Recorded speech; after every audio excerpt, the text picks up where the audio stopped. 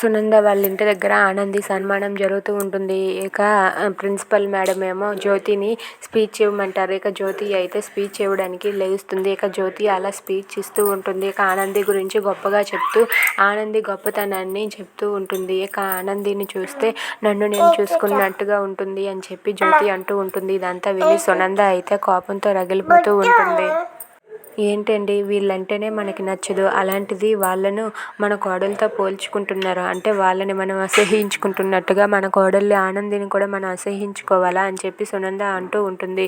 ఇక జ్యోతి అయితే ఆనంది గురించి గొప్పగా చెప్తూ ఆనంది ఎంత మంచి మనసున్న అమ్మాయో ఆ జ్యోతి అయితే అందరికీ తెలిసేలా చేస్తుంది. ఇక ఆనంది గురించి, ఆనంది గొప్ప గురించి, ఆనంది తల్లిదండ్రుల గురించి కూడా జ్యోతి చాలా గొప్పగా చెప్తుంది. ఇదంతా విని సూర్య, కుట్టి అయితే చాలా సంతోషిస్తూ ఉంటారు. ఇక అక్కడ ఉన్న ఆదిత్య అయితే చాలా హ్యాపీగా ఫీల్ అవుతూ ఉంటాడు. ఇక సునంద అయితే ఇంతలో అక్కడ ఉన్న ప్రిన్సిపల్ మేడం సునంద గారు మీరు కూడా వచ్చి మాట్లాడండి అని చెప్పి అంటూ ఉంటుంది.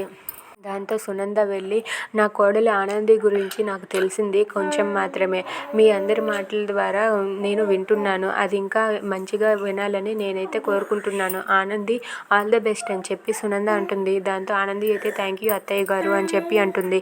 ఇక సునంద మాట్లాడేశాక ఆనంది భర్త అయిన ఆదిత్య గారిని మాట్లాడాలని కోరుకుంటున్నామని చెప్పి ప్రిన్సిపల్ అంటారు. ఇక ఆదిత్య అయితే ఆనంది నువ్వు పెద్ద లాయర్ అయ్యి ఈ సొసైటీకి మంచి చేయాలని నేను కోరుకుంటున్నానని చెప్పి ఆదిత్య కూడా ఆనందికి కంగ్రాట్స్ చెప్తాడు. దాంతో ఆనంది చాలా సంతోషిస్తుంది. ఇక వాళ్ళు అలా ఆనందిని అయితే చాలా పొగుడుతూ ఉంటారు. ఇక ఆనంది అయితే ఇంతలో ప్రిన్సిపల్ మేడం అమ్మ ఆనంది ఇప్పుడు నీ మాటల్లో నువ్వు చెప్పమ్మా అని చెప్పి అంటూ ఉంటారు. ఇక ఆనంది అయితే వచ్చిన పెద్దలు అందరికీ కూడా గౌరవించి నమస్కారం చేసి తనైతే చాలా గొప్పగా అక్కడ స్పీచ్ ఇస్తూ ఉంటుంది. ఇక ఆనంది అయితే అక్కడ తన బ్రతుకు గురించి, తన జీవితం ఎలా గడిచిందన్న గురించి మొత్తం చెప్తూ ఉంటుంది. Please subscribe.